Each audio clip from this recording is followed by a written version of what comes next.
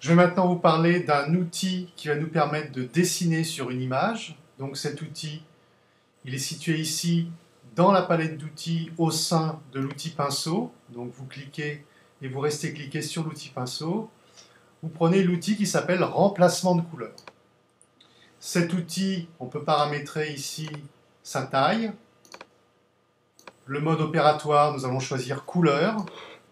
Ici, nous allons choisir que l'échantillonnage soit en continu, que les limites sont contiguës, et ici, la tolérance, nous allons la laisser à 32%.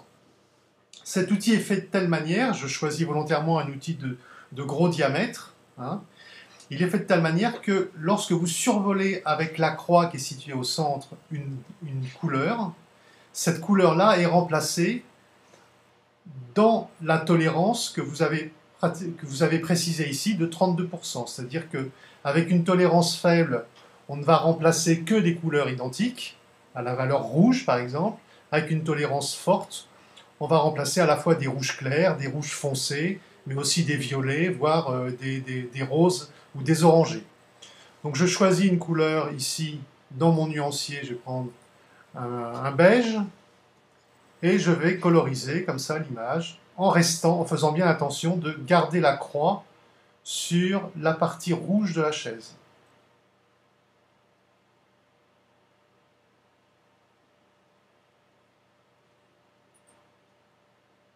Vous remarquez qu'en bas, au pied de la chaise, ça a tendance un petit peu à déborder. Sur le carrelage qui lui est légèrement orangé.